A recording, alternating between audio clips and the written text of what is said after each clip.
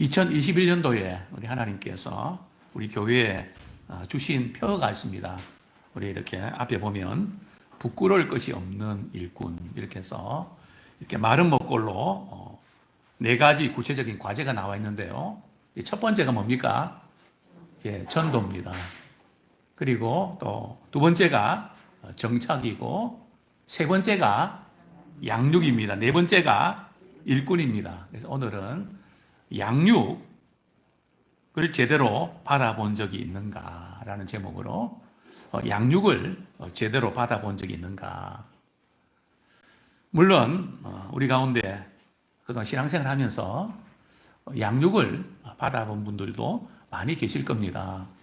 그런데 이외로 신앙생활 오래 했지만 양육을 제대로 받아보지 못한 분들도 많은 것을 보게 됩니다. 간혹 이렇게 저는 질문합니다. 교회 나오신 지 얼마 되셨나요? 이렇게 하면 씩 웃는 사람들이 있습니다. 그런 분들은 신앙의 연수는 오래됐지만 양육을 받아본 적이 별로 없어서 신앙에 자라지 않아서 좀 미안하고 좀 창피하다는 그런 웃음이죠. 또 저는 묻습니다. 창세기부터 요한계시록까지 성경을 제대로 한번 읽어본 적이 혹시 있으십니까? 그렇게 물어보면 머리를 긁으면서 저는 부분 봤지만 아직까지 한 번도 성경을 제대로 읽어본 적이 없는데요.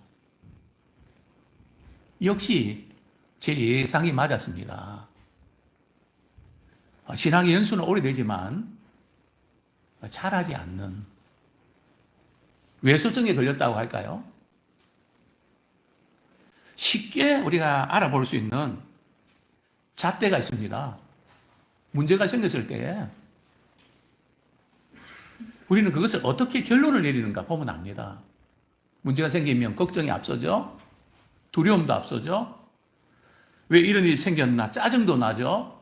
누구 때문에 이렇게 됐나? 원망도 생기죠. 그래서 그런 어떤 복잡한 생각들, 감정들 그대로 믿어버리고 결정을 내려버립니다. 그러나 양육을 받은 사람들은 이런 과정들이 없는 건 아니지만 결론을 내릴 때 사람의 일을 생각하지 않고 하나님의 일을 생각합니다. 성경이 뭐라고 말씀했지? 이렇게 하면 하나님이 기뻐하실까? 그래서 성경 말씀이 결론이 되게 하는. 그러니까 어떤 과정도 중요하지만 말씀이 결론이 되기를 원합니다. 그런데 말씀으로 결론을 내는 사람들이 생각보다 많지 않다는 겁니다. 또 우리가 양육을 받지 않아서 파생되는 문제는 생각보다 심각한데 그것을 별거 아닌 것처럼 생각하는 경향이 있습니다. 우리 신앙의 성장은 우리가 임신했을 때 태아가 자라나는 것과 비슷합니다.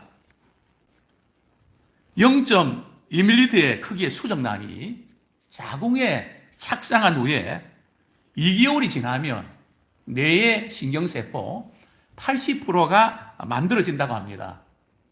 키도 2cm 정도 이제 자라고 심장, 간장, 맞죠? 간장이 아니고 간장, 위 등 장기가 분화되기 시작하고 손과 발 모양도 확연히 구별됩니다. 4개월이 되면 초음파로 성별이 가능하고 5개월이면 머리카락과 손톱이 자라서 사람의 모습을 갖춥니다. 6개월이 되면 태아가 바깥의 소리를 들을 수 있고 눈도 깜빡거린다고 합니다. 7개월째 되면 뇌가 발달하고 몸을 이렇게 돌릴 수 있는 힘도 생기고 손가락을 빨기 시작한다고 합니다. 10개월째 아이는 완벽한 몸을 갖고 태어납니다. 근데 이 아이의 성장 과정이 단계별로 진행되는 것이 아니라 온몸이 자라면서 모든 지체가 같은 비율로 균형 있게 자란다고 합니다. 몸이 자라는 만큼 모든 지체가 균형이 있고 조화롭게 자라야 건강하게 성장하게 됩니다. 이 태아의 아이가 이 성장하는 이 과정, 이거 제가 외워보려고 했지만 저는 이런 데는 약하거든요. 이렇게 10개월 동안에 참 많은 수고 끝에 우리 아이가 태어나는데, 그래서 해산의 수고라고 하죠. 사도 바울은 우리 영적인 성장도 뭐라고 표현합니까? 해산의 수고를 다 했다. 신앙 양육도 만만치 않다는 거죠. 과연 우리의 신앙은 건강하게 성장하고 있는가요? 언제부터인가 신앙의 성장은 침체되고, 혹시 퇴보한 분들 안 계십니까? 저도 이제 한 30여 년 목회하면서 우리 권사님 계셔서 조금 지칭하기 그렇긴 하지만, 우리 윤여재 권사님 제가 30대 뵀거든요. 그때 이제 고모님 모시고 그저 이렇게 교회 오시는, 되게 멀리서 오셨습니다. 파주에서 역삼도까지 오셨는데, 한 30년 지켜보잖아요. 보면 30년 전하고 지금하고 우리 권사님은 계속 신앙이 자랍니다.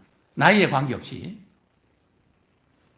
왜 그런가 이렇게 보면, 우리 권사님은 이전에 전철 타고 오실 때는 계속 성경을 이렇게 읽고 오십니다. 시간 가는 줄 모르고 늘 성경을 가까이 하고 늘 기도하고 계속해서 이 양육받는, 그리고 성경 컨퍼런스를 우리가 한 10여 년 했는데요, 한 번도 안 빠졌습니다. 얼마 전에 목사님 코로나인데도 성경 컨퍼런스 가면 안 되나요? 좀 아쉽다고. 계속해서 우리 신앙이 자라기를 소원합니다. 우리 신앙 성장은 은퇴가 없습니다. 나이가 없습니다. 우리 신앙 성장에 있어서 그래서 우리가 숨 끊어질 때까지 우리의 의식도, 우리 생각하는 것도, 우리의 말하는 것도 계속해서 자라나기를 축원합니다. 첫 번째로 저는 이런 도전을 드리고 싶습니다. 신앙의 양육을 받지 못한 사람은 외소증에 걸리게 됩니다. 자라지 않는 병이죠. 덩치는 큰데 키가 자라지 않는. 보통 이 사람의 키가 언제까지 자라고 멈추는지 아십니까? 대개 여자는 14세에서 15세까지 계속 자란다고 합니다. 그리고 남자들은요, 16세부터 17세까지. 물론 사람마다 조금 차이는 있겠죠. 일반적으로 그렇다는 말입니다. 그렇게 성장하고 그렇게 자라고 그 다음에는 이 정체가 됩니다. 우리의 키가 이제 자라는 것은 뭐 하게 되실까요? 뼈하고 연결되어 있습니다. 뼈의 길이가 이렇게 자라면 키도 커지죠. 그러니까 나이가 들면 어떻게 됩니까? 키가 준다 그러죠. 왜냐하면 뼈의 기능이 약화되니까. 저도 몇 cm 줄은 것 같아요. 저는 별로 커본 적이 없어서 줄을 것도 별로 없지만 그래도 줄었습니다. 근데 우리의 이 신앙 성장도 타이밍이 있습니다. 때가 있다는 거죠. 그 때를 놓치면 평생 가는 것 같습니다. 그때가 언젠가 하면 안디옥 교회를 보면 이제 교회 등록하고 믿음 생활하고 바나바가 바울을 초청해서 그들을 1년 동안 양육을 합니다. 근데 예수 믿고 신앙생활 하면서 1년 어간에 그때 양육이 몸에 배어야 됩니다.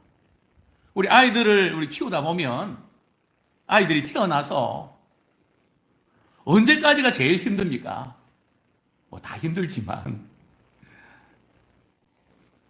그냥 잠도 못 가리고 뭐 그냥 전 먹는 것도 우유 먹는 것도 뭐 시간 때도 없이 그냥 울고 한 1년 지나면 또 100일 지나고 돌 지나면 많이 낫죠.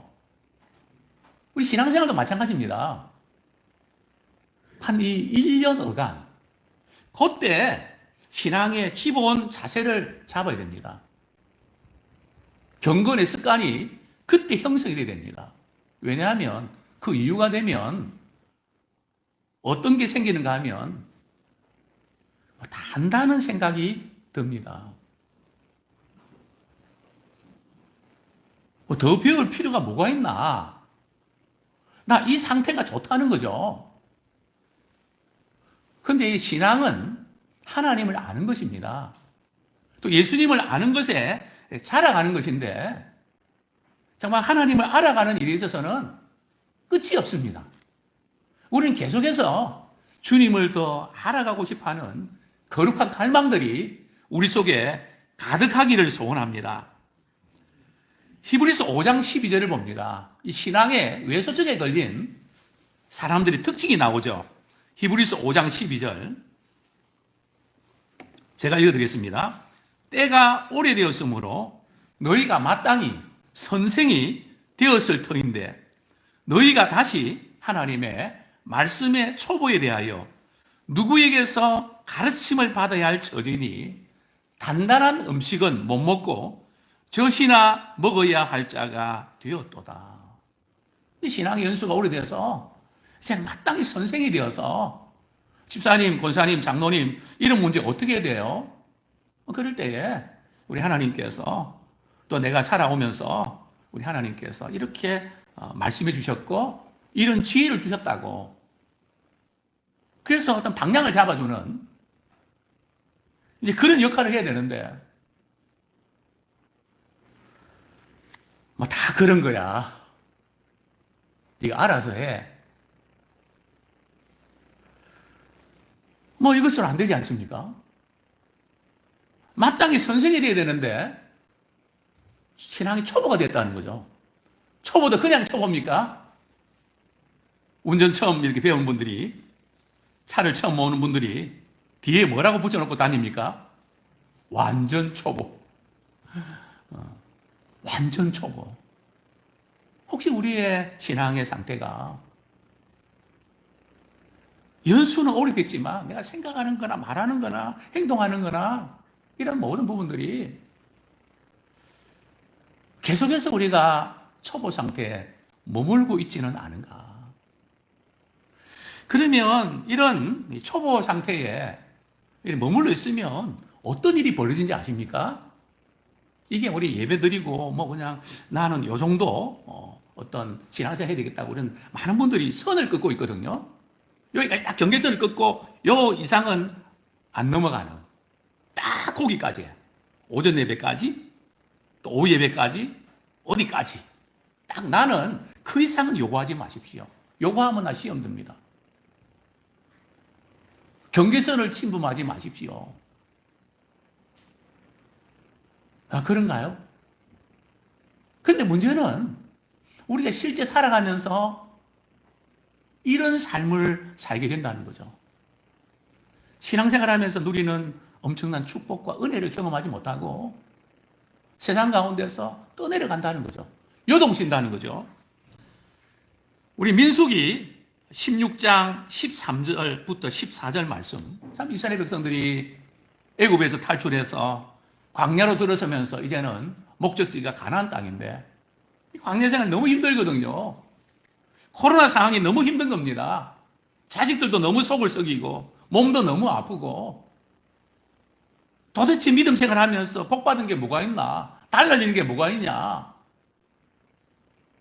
차라리 그때가 낫다.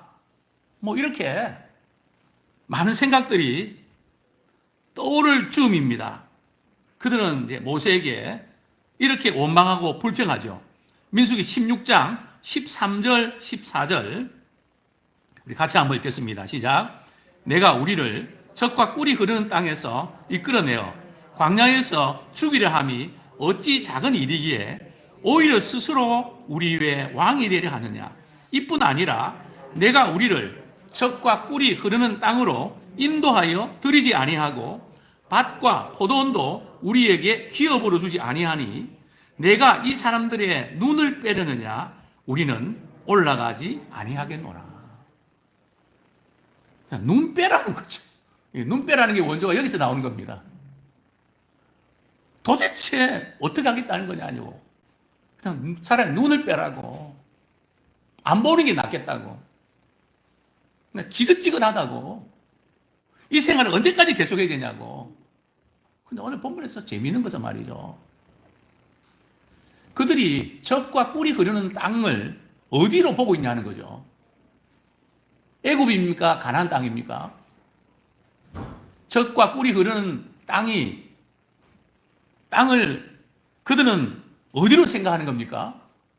애굽입니까? 가나안입니까? 그들은 애굽으로 생각하고 있다는 겁니다. 하나님께서는 그 애굽의 세상에 그 힘들고 어려운, 마음하면 편할 날이 없고 늘 신경 쓰고 고통스러운 거기에서 기적적인 방법으로 탈출시켜 주셨는데, 그래서 약속의 땅 가나안으로 그들을 인도하기 원하셨는데, 그 과정 속에서 광야를 통과해야 되는데 그만 그 광야에서 다 필요 없다고, 지금 힘든데 약속의 땅 가나안이 뭐 소용있냐고, 차라리 그때가 낫다고 신앙이 헷갈릴 때가 있다는 거죠. 애굽이 좋았을 것 같다. 이게 이스라엘 백성들 뿐일까요? 혹시 우리의 모습 아닙니까? 이제는 천국 가는 거, 약속의 땅 가나안에 대한 기대, 희망 접은 지 오래고, 어쨌든 이 애국 같은 이 세상에서 어떻게 좀 버티는가, 어떻게 좀 나아지는 삶을 사는가, 이걸 위해서 하루 이틀 그냥 살아가지 않습니까? 물론 이 세상의 생활이 중요합니다. 그러나 우리는 분명히 알아야 됩니다. 죄 많은 이 세상은 내 집 아니네. 분명한 것은 이 세상이 우리가 영원히 거처할 만한 집이 아니라는 겁니다. 비엔나에 있는 제 여동생 부부가 어제 우리 카톡방에 이런 거를 띄웠습니다. 드디어 오스트리아 시민권이 나왔다고. 간지 아마 제 기억도 20년이 넘거든요. 그래서 다들 이제 시민권 나왔다고 축하한다고 막 그냥 이모티콘도 보내고 메시지도 보냅니다. 우리 남동생 하나가, 야, 그 오스트리아 시민 따기가 그렇게 어려웠어. 그 참 힘든 거네. 또 우리 집사람은 그런 또 카톡을 띄웠더라고요. 우리의 시민권은 어디 있다고요? 하늘에 있다고. 역시 우리 또 집사람 답습니다. 저도 그 말 쓸까 했는데 조금 분위기가 썰렁한 것 같아서 안 썼는데, 집사람이 딱 이렇게 절의 찬스로 딱 써줬습니다. 그렇죠? 물론 우리 세상 속에서 사는 게 되게 중요하고 잘해야 됩니다. 하나님이 우리에게 주신 기회 아닙니까? 그러나 분명한 것은 이곳은 우리의 집이 아니다. 약속의 땅 가나안을 바라보면서 현재를 살아가기를 소원합니다. 참 그들이 광야에서 이렇게 불평하고 원망하는 것이 참 제 모습을 바라보는 것 같습니다. 힘들고 어려울 때에 우리는 망각하는 게 있습니다. 힘들고 어려운 그 사실 때문에, 상황 때문에 우리는 자꾸 매몰당한다는 거죠. 그러면서 우리는 하나님께 베풀어 주신 은혜를 가만히 잊어버립니다. 우리 신앙의 양육과 훈련을 받으면 물론 이 전 단계 뭐 이런 생각 저런 생각 또 마음 상하고 이런 거 다 있습니다. 저한테도 있고 우리 모두에게 있습니다. 그러나 결정적인 순간에 여호수아와 갈렙은 하나님께서 우리를 약속의 땅으로 보내주겠다 약속하지 않았는가? 하나님이 기뻐하시면 우리는 갈 수 있는 거야. 아무리 이야기를 해도 그들은 울면서 우리는 죽게 생겼는데 그냥 말씀이 안 들어오는 거예요. 현실의 그 응어리와 아픔에 사로잡혀서 전혀 와닿지를 않는 거죠. 나 이 문제 해결해야지. 다음에 이게 해결 안 되면 나는 어떤 것도 생각 못 해. 꽉 잡혀 있는 거죠. 바로 이 차이입니다. 양육받지 못하는 삶에 나타나는 몇 가지 특징이 있는데요. 우리 에베소서 4장 14절. 실제적인 이 부분도 우리는 겪고 있으면서 그게 지금 내가 신앙적으로 자라지 못하고 이래서 그렇구나. 그걸 인정을 안 하고 다른 영역으로 여기는 경향이 있습니다. 우리 14절 같이 한번 읽겠습니다. 시작. 이는 우리가 이제부터 어린아이가 되지 아니하여 사람의 속임수와 간사한 유혹의 풍조에 밀려 요동하지 않게 하려 함이라. 즉 어떤 사람의 그 말, 또 이 세상의 어떤 그 교훈, 예수 믿는 사람이 어떻게 그러면 되나, 목회자가 그러면 되나, 교회가 그러면 되나, 뭐 이런 여러 가지 부정적인 것, 또 우리가 인정해야 될 것도 많이 있습니다. 또 사실인 것도 많이 있죠. 근데 이런 이야기를 들을 때 그것 때문에 마음 아파하고 좀 신경 쓰는 건 사실이지만은 어디까지 나가는가 하면 요동을 친다는 거죠. 흔들린다는 거죠. 내가 그동안 받았던 은혜가 막 그냥 떠내려간다는 거죠. 그 지경까지 가면 이제 안 된다는 거죠. 이게 이제 신앙의 초보 단계입니다. 어린아이 단계죠. 아마 한국교회 유행되는 용어가 있다면 바로 이 표현, 이 단어 알까요? 누구한테? 시험 들었네. 누구한테 시험 들었다는 것은 신앙의 초보 단계에 머물러 있다는 겁니다. 우리는 매일 예배 드릴 때마다, 매주 예배 드릴 때마다, 또 우리 주기도문 기도 드릴 때마다 우리는 어떻게 기도합니까? 시험에 들게 하지 마옵시고. 우리는 지금까지 그 표현을 몇 번이나 우리가 이렇게 썼을까요? 그러면서 우리는 너무 쉽게 시험에 들게 하옵시고 이렇게 우리는 기도하고 있다는 거예요. 그리고 시험 들었을 때 아멘 하는 거죠. 반대로 하고 있다는 거죠.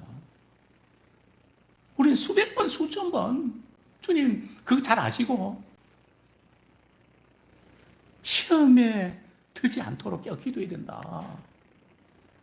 근데 그게 연결을 잘 못 시킨다는 거죠. 왜요? 시험에 벌써 들어버렸으니까. 또 시험에 들었으면 빨리 그래서 빠져나와야 되잖아요. 이게 빠져나오는 기간이 또 너무 긴 사람이 신앙의 초보입니다. 물론 어떤 때는 우리 약해서 시험 들 때가 있죠. 그러나 잠깐으로 끝나야지. 최소한 3개월 가고 6개월 가고 1년 가면요. 신앙생활 아무리 오래 했어도 신앙의 초보입니다. 성숙한 사람은 시험에 안 드는 게 아니라 시험에 들더라도 타이밍을 줄이는 겁니다.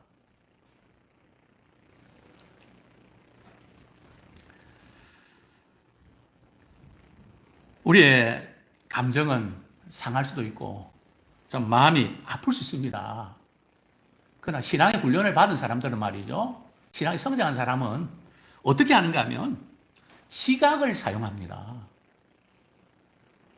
판단력을 사용한다는 거죠. 그래서 선악을 분별할 줄 압니다. 우리의 감정과 또 마음상은 있지만 그거 다 우리가 일어나는 거죠. 그러나 그거를 그대로 믿지 않습니다. 우리 이 부분에서 사단의 속임수에 쏘면 안 돼요. 누가 이랬을 거다. 저랬을 거다 하는 이런 부분들이 사실일 수 있지만 과연 그런가 물어봐야 됩니다. 그런데 이외로 우리는 잘못된 감정과 오해를 믿어버리는, 약속의 말씀을 믿기보다는 그것을 믿어버리고 행동을 옮길 때가 이외로 많다는 거죠. 그래서 이런 속임수나 유혹에 흔들리지 마라. 참 신앙의 양육을 잘 받은 사람에게 나타나는 몇 가지 특징이 있는데요. 우리 에베소서 4장 12절을 한번 보겠습니다. 에베소서 4장 12절. 왜 우리가 이 신앙의 양육을 받아서 성장해야 되는가? 그동안은 좀 그랬다 하더라도 이제부터라도 남은 인생 주님 앞에 서는 그날까지 계속해서 성장해야 되겠다. 계속해서 자라야 되겠다. 그런 우리가 소원을 갖는 시간 되면 좋겠습니다. 에베소 4장 12절 같이 읽겠습니다. 시작. 이는 성도를 온전하게 하며 봉사의 일을 하게 하며 그리스도의 몸을 세우려 하심이라. 제가 전원적으로 그런 말씀 드렸습니다. 우리 태아의 아이는 어느 한 부위가 이렇게 크게 자라는 게 아니라 모든 그 인체가 균형 있게 자랍니다. 우리 신앙도 균형 있게 자라야 됩니다. 근데 양육이라는 단어가 뭘까? 양육의 뜻이 뭘까요? 우리 사회에 참 입양 문제로 인해서 한 아이가 참 이렇게 가슴 아프게 죽음을 맞게 되는 그런 사건들이 참 이 사회를 떠들썩하게 하고 있습니다. 그것은 뭐 단순히 어떤 입양의 문제가 아니라 그 양육의 문제입니다. 어떻게 우리가 양육할까? 그 양육이라는 의미가 뭡니까? 바로 보살핌을 통해서 자라나는 겁니다. 참 보살펴 주는 거죠. 이 교회라는 이 공동체도 서로의 신앙을 보살피고 돌봐주는 그것이 되게 중요합니다. 부부 관계도 마찬가지입니다. 우리 남자분들은 우리 아내들이 양말도 제대로 이렇게 아무데나 이렇게 던지지 마시고 제대로 좀 이렇게 바구니에 좀 넣어달라고 뭐 여러 가지 아내들이 볼 때 가정생활에서 자녀들이 본을 보여야 될 게 많이 있죠.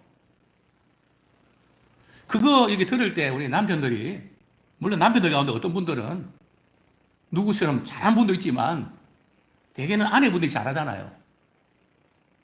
그럴 때 어떻게 받아들입니까? 저는 그랬습니다. 또 잔소리 하네. 지겨워. 또 나를 무시하는 것 같고. 뭐 내가 애인가? 근데 그런 면에서는 애죠, 뭐. 못하고 있으니까. 맞죠? 그래서 그냥 인격적으로 무시한다고 그냥 성질 부리고. 제가 그 기본이 좀 잘 안 돼 있거든. 우리 집사님 많이 고생했을 거예요. 이렇게 해라, 저렇게 해라. 근데 어느 날 이제 가만히 생각해 보니까 조금 철이 들더라고요.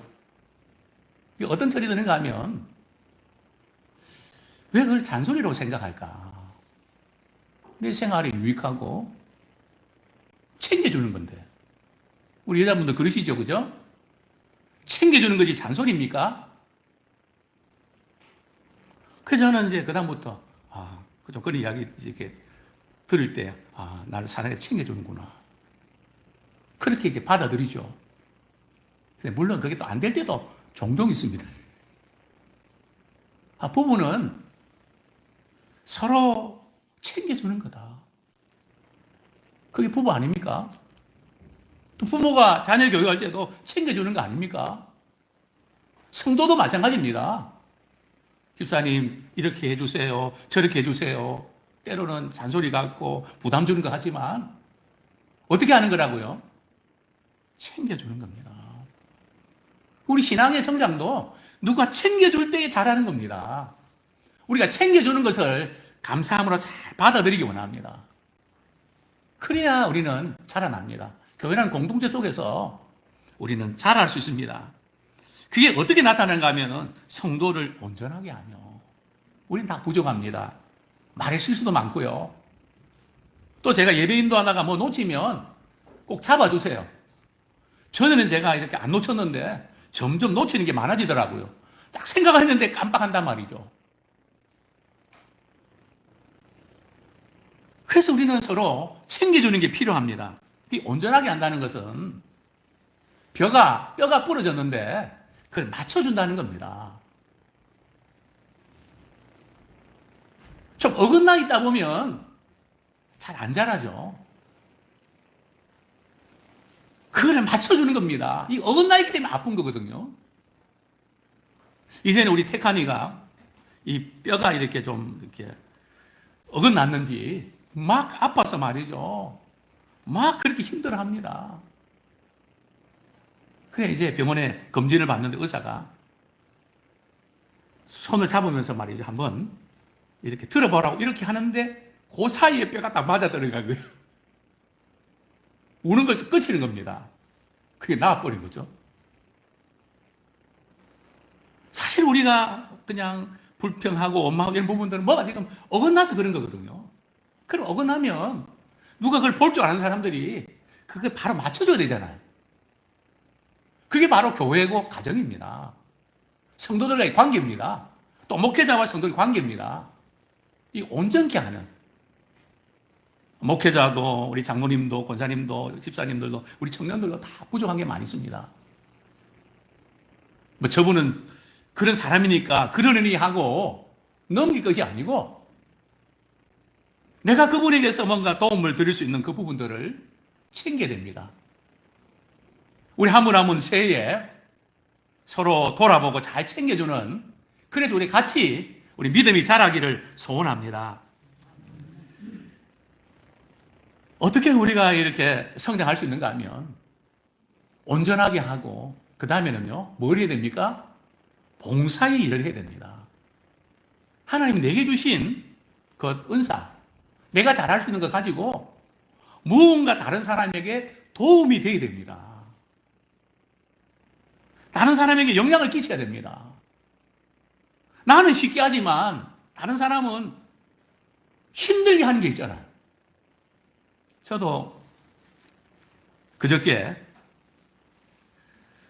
앞으로 지금 비대면 시대에 데스크탑에 카메라하고 마이크 달린 거 살까 말까 한 6만 원 돈 하더라고요. 몇 번 고민했습니다. 싼 거 한 2만 원짜리 할까. 근데 그 댓글 보니까 몇 번 쓰지도 못하고 후회했다고 해서 이거 사면 안 되지. 6만 원 좀 비싼데. 그래갖고 드디어 큰맘 먹고 샀습니다. 어제 오후에 도착해서 이제 그걸 써보려고 프로그램을 깔고 뭐 하는데 1시간 이상 이렇게 시간을 보냈습니다. 그게 안 돼요. 도대체 프로그램을 깔아야 하는데 어떤 프로그램을 깔아야 될지 모르겠더라고요. 그래서 우리 김정은 집사한테 이거 좀 봐줘라 그랬더니 한 5분도 안 걸리더라고요. 다 된 건데. 그러니까 남들이 보면 이게 아무것도 아닌데 우리가 볼 때는 힘겹게 등식이 많단 말이죠. 그렇기 때문에 우리는 하나님께서 각자에게 다 주셨거든요. 우리 청년들에게도 주셨고 젊은이도 주셨고 중고등학교 주셨고 나이 드신 분들 주셨고 다 주셨습니다. 혼자 있을 때는 아무 쓸모없는 것 같지만 같이 만나서 어떻게 하다 보면 야 나도 쓸데 있는 데가 있네. 그래서 하나님은 공동체를 주셨고 가족을 주신 겁니다.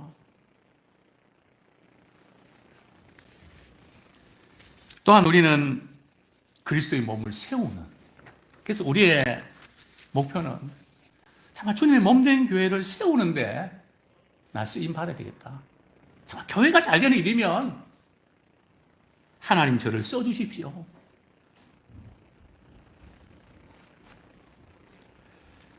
사랑하는 성도님들이, 저는 또 두 번째로 좀 도전을 드리고 싶은 거 있습니다. 신앙의 양육은 개인이 아니라 공동체 안에서 효과적입니다. 에베소서 우리 4장 15절 16절 같이 한번 읽겠습니다. 15절 16절 시작. 오직 사랑 안에서 참된 것을 하여 범사에 그에게까지 자랄지라. 그는 머리니 곧 그리스도라. 그에게서 온몸이 각 마디를 통하여 도움을 받음으로 연결되고 결합되어 각 지체의 분량대로 역사하여 그 몸을 자라게 하며 사랑 안에서 스스로 세우느니라. 우리 신앙이 어떻게 자라나는가 하면 우리가 사랑 안에서 우리는 움직이게 됩니다. 참된 것을 하여, 즉 사랑과 진실의 관계죠.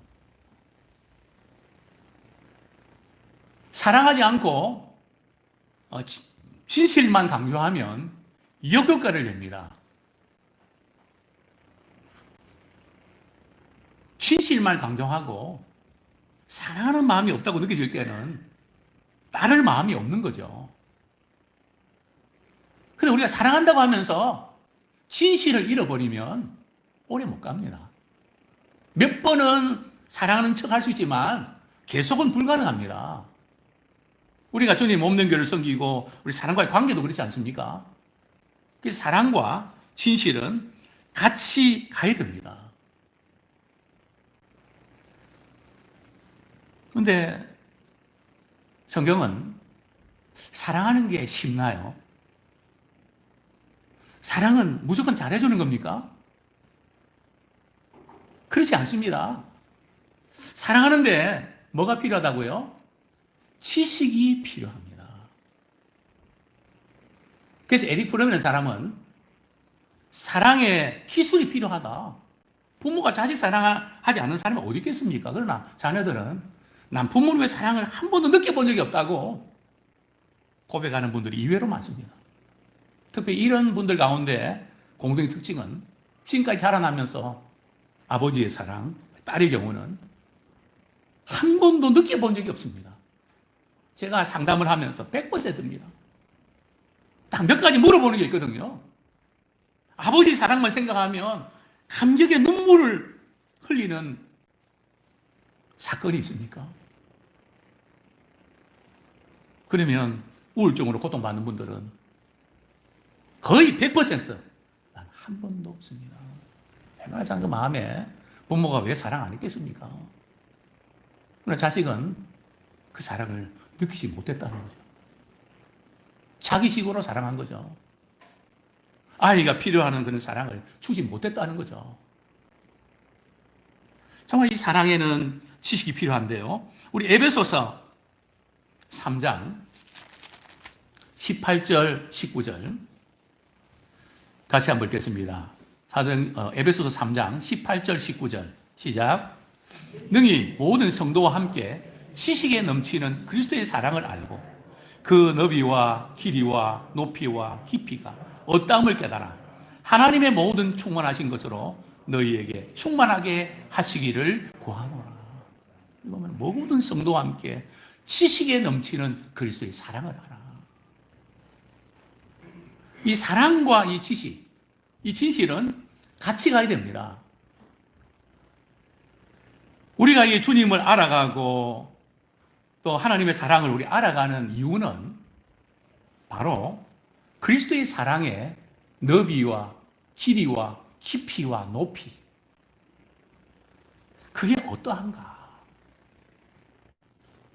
이것을 체험한 사람이라면 아무리 코로나 상황이고 어려운 상황에도 정말 우리 주님이 나를 어떻게 사랑하셨지? 언제까지 사랑하셨지? 어디서부터 사랑하셨지? 그 모든 사랑의 깊은 차원을 우리가 알 때에 그 누구도 우리를 그리스도의 사랑에서 끊을 수가 없어. 지금 현재 고통과 상처와 모든 아픔도 그리스도의 사랑에서 끊을 자가 없단 말이야. 주님은 변함없이 우리를 사랑하셔. 이것이 꽉 잡혀 있으면 어려움이 와도, 환난이 와도 우리는 믿음으로 이기게 되는 줄 압니다. 사랑하는 성도님들이요, 이제 우리는 교회 안에서 신앙의 양육이 좀 아름답게 이루어지는데 우리 모두가 쓰임받기 원합니다.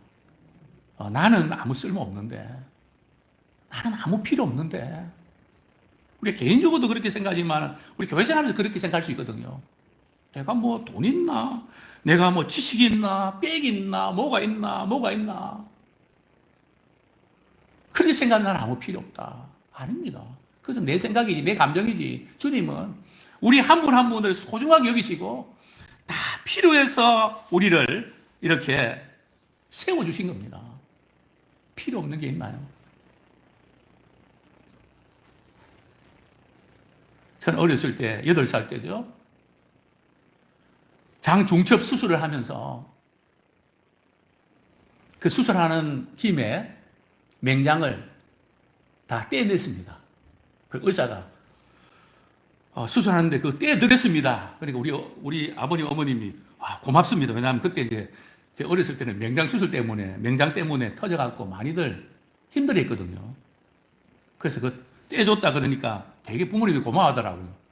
지금 와서 생각하니까 그게 너무 아까운 겁니다. 그게 필요한 건데. 면역 체계를 세우는데 필요하고요.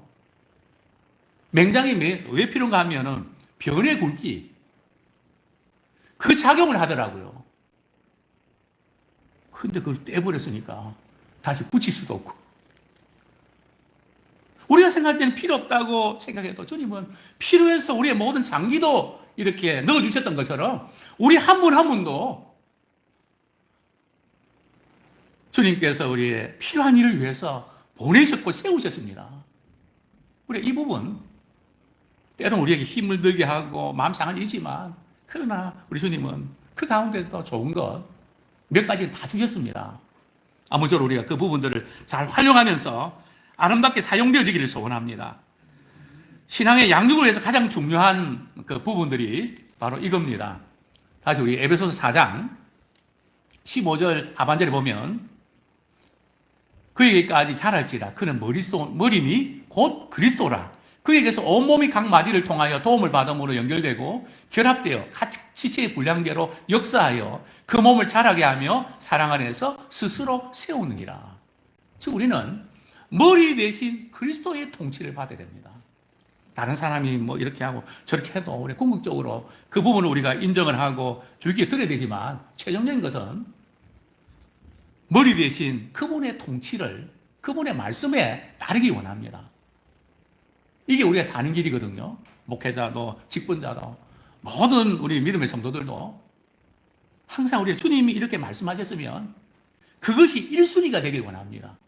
돈이나 모든 부분들이 2순위입니다. 다 필요하지만 머리 대신 그리스도께서 뭐라고 하는가?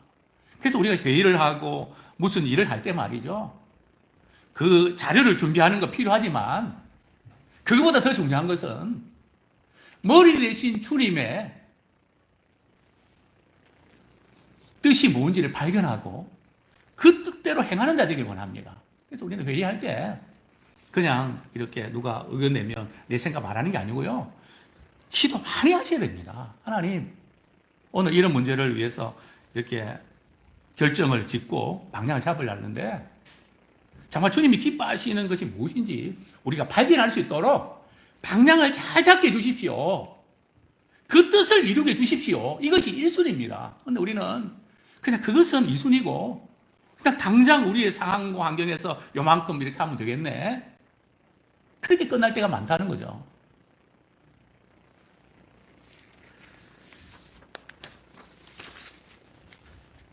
정말 우리는 성도들 간에 서로 연결되고 결합되어야 되는데요, 각 지체의 분량대로 역사해야 됩니다. 먼저는 우리가 연결되어 있어야 됩니다. 우리 목회자와 성도님들 연결되셨나요? 성도와 성도들이 또 각 목장 우리 목원들이 연결되셨나요? 같이 아파하고 힘들어할 때에 힘이 되셨나요? 우리 이거 챙겨야 됩니다. 다 사는 게 힘든데 그러니까 챙겨야죠. 그래서 우리는 이 링크가 돼야 됩니다. 그래서 이제 새해부터 특별히 우리 스마트폰이나 이런 어떤 이 부분을 잘 사용하는 분들은 이제 연결고리를 만들 겁니다. 뭐 이런 고리죠. 오늘 아침에 출근하기 전에 생명의 말씀을 읽으셨습니까? 오늘 아침 출근할 때에 그 문제 가지고 기도하셨습니까? 그것을 이렇게 다 크리게 해서 저한테 데이터가 다 오게 되어 있습니다. 목사님, 저게 그 스마트폰 말이죠. 너무 막 그냥 광고나 이런 게 많아서 말이죠. 전 지겹고, 교회까지 그렇게 오는 건 되게 부담되는데요. 그럴 수 있습니다. 그러나, 우리의 영혼이 사는 일을 위해서, 교회에서 오는 것은 칼까지 받고 말이죠. 제가 늘 강조하지만, 전화, 끊지 마십시오. 지금 마스크만 안 썼으면 전화 끊지 맙시다. 이렇게 하면 같이 하려고 그러는. 그죠? 이 연결이 돼야 되지 않습니까? 힘들고 어려워도 열어놓으세요. 그러면 빨리 우리가 일어납니다. 목회자가 전화 받고, 구역나 전화 받고, 차 한잔하고, 그러면 빨리 일어납니다. 나 다 만나기도 싫고, 귀찮고, 내가 마음 추스리면 제가 어떻게 할게요. 그러면 말이죠. 벌써 우리가 시간을 낭비하고, 그만큼 말립니다. 그래서 우리는 늘 이게 영적인 부분에는 연결되어 있어야 됩니다. 사단은 연결고리 다 끊어버리고 넘어뜨립니다. 우리는 링크를 잘하기를 원합니다. 세상 사람들이 이걸 잘합니다. 페이스북, 인스타그램인가요? 그거, 얼마나 많습니까? 생전 보지 못한 사람들이 연결시켜서 말이죠. 다 보게 만들고. 정말 우리 믿음의 사람들이 정말 생산적인 네트워크를 우리가 이루어가기를 소원합니다. 그리고 각 지체의 분량대로 역사해야 됩니다. 우리 한 분 한 분들이 자기 역할을 잘 해주셔야 됩니다. 절대 가만히 있으면 안 됩니다. 각 지체의 분량대로 역사가 일어나야 됩니다. 나는 그냥 아무것도 안 하고 그러면 안 됩니다. 심지어 영화부 아이들까지 우리 모두는 우리 각자 주신 부분들을 가지고 각 지체의 분량대로 쓰임받기 원합니다. 다 있잖아요. 그거를 발휘하시기 원합니다. 왜요? 그래야만 우리의 신앙이 자랍니다. 또 교회가 자랍니다. 그래야 내 신앙도 자랍니다. 이런 양육의 기본 원리들을 우리가 잘 이렇게 경험하면 좋겠습니다. 이제 저는 또 도전하고 싶습니다. 이제는 우리가 다른 사람의 사랑을 받은 것에 끝나지 말고 이제는 흘려보내십시오. 내가 아무개한테 이런 사랑 받았다면 나도 두세 사람에게 그 사랑을 흘려보내십시오. 나에게서 딱 끝나면 안 됩니다. 시냇물이 흘러서 강으로 가고 바다로 가는 것처럼 우리도 이 사랑 흘려보내야 됩니다. 와, 그분 참 감사하다. 그게 끝난 게 아니라 나도 그 은혜와 사랑 받았으면, 주님의 사랑 받았으면 우리 주변에 있는 분들에게 나도 그걸 실천해야죠. 그러면 어떤 세상이 올까요? 어떤 교회가 될까요? 한 분 한 분, 어제 우리 송은교 선교사님이 교회에 오셨습니다. 오시려고 생각도 못 했는데, 송사님 어떻게 왔어요? 저 오늘 본당 청소하러 왔는데요. 본당 청소 우리 이장로님이 다 하고 가셨는데. 그래갖고 이제 교회 교회 일은 끝이 없습니다. 교회 일은 하면 있고요. 안 하면 하나도 없습니다. 그래서 여기저기 그 일들. 본당 청소 장로님 하셨으면 다른 일 없나요? 그리고 우리 집사람이 너무너무 많죠. 이거 좀 도와주시고 저거 도와주시고. 정말 새해에 우리가 숨 끊어지는 그날까지 이거 내가 할 수 있다. 내가 하라고 주님께서 건강 주셨다. 단 한 사람도 예외 없이 각 지체 중에 있는 그분들이 역사할 때에 그 역사가 다 연결돼서 말이죠. 골고루 영향을 미치기 원합니다. 이건 몇몇 사람이 아니라 우리 모두의 주님께서 주신 사명이고 우리 해야 될 역할인 줄 압니다. 사랑하는 성도님들이여, 먼저 우리는 이제 새해를 맞이해서 거듭났는가 한번 점검해 보십시오. 나 아직 구원받지 못했으면 아마 복음 제시 이렇게 하게 될 겁니다. 정말 영혼이 거듭나지 아니하면 말씀이 안 들어옵니다. 기도가 안 열립니다. 또 오늘 이렇게 주보에 아침에 눈을 떴을 때 그 축복의 기도문을 이렇게 A4 용지 프린트해서 드렸습니다. 아침에 눈 떴을 때 한번 이 기도를 하시면서 가십시오. 그러면 정말 주님의 주시는 그 은혜에 붙잡혀서 승리하게 될 줄 믿습니다. 뭔가 한 가지 또 이제 성경 말씀을 아직 신구약 전체 읽어보지 못한 분이 있다면 그 제발 너무 바쁘다면 드라마 성경이라도 이제 차에 이렇게 앱 깔아놓고 말이죠. 들으십시오. 적어도 신앙은 성경 전체를 이렇게 읽어야 하나님을 아는 지식이 쌓여야 말씀이 생각나게 되거든요. 어렵고 힘들 때 딱 말씀이 생각나게 돼요. 정말 말씀이 떠오르십니까? 이게 안 떠오르면요. 막 힘들고 어려울 때 돈만 떠오르십니까? 말씀이 떠올라야 돼요. 그래야 주의 말씀이 내 발의 등이요 내 길에 빛이 되는 거죠. 안 그러면 내 감정과 내 생각과 지금 살아온 것이 나를 지배할 수밖에 없지 않습니까? 그래서 말씀이 떠오르는, 성령께서 우리가 말씀을 계속 읽으면 말씀을 떠오르게 하세요. 그 말씀이 순종했는데 스무드하게 하나님께서 그 부분을 이렇게 문제를 해결하게 하시고 그게 쌓여야 됩니다.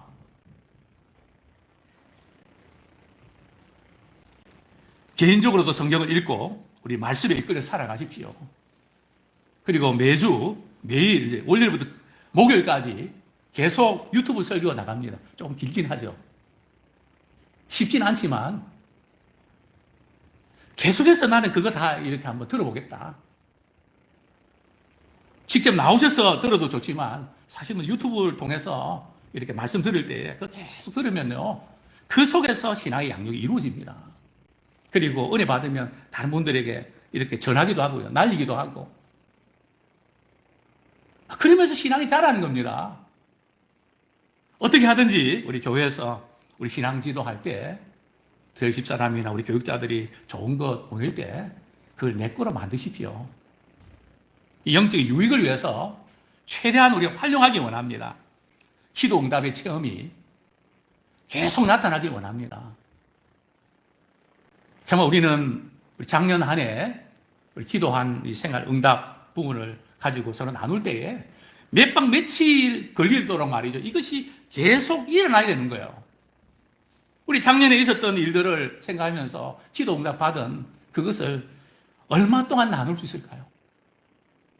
몇 분간 나눌 수 있을까요? 정말 작년 한 해 동안에 하나님 베푸신 은혜가 적었나요? 또 저는 우리 감사 노트 지금 이제 저희들 안 받으신 분도 오늘 받아가시면 좋겠습니다. 저도 1월 1일부터 지금까지 100몇 가지가 되더라고요. 처음에는 5가지, 6가지 이렇게 쓰는 게 쉽지만 않더라고요. 뭐지? 어떤 거 감사해야 되지? 뭘 감사해야 되지? 근데 이제 오늘 이렇게 보니까 벌써 100가지가 넘어서 근데 감사한 것은 처음에는 감사를 만들어내려고 하지만 감사를 자꾸 하다 보면 감사가 또 생기지 않습니까? 이런 부분도 한번 우리가 생활 속에서 계속 실천해보고 참 우리가 영적으로 유익한 분이 있다면 주위에 있는 분들에게 좀 나눠주고, 그래서 정말 이제 2021년도는 우리의 신앙이 그리스도의 창성한 믿음의 분량까지 이르는 그런 우리가 되길 원합니다.